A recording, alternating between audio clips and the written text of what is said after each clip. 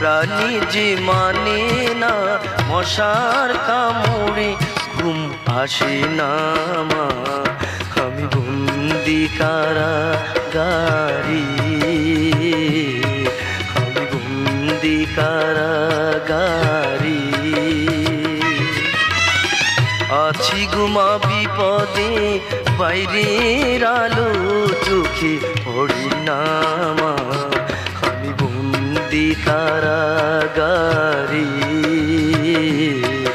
আমি বন্দি কারাগারে।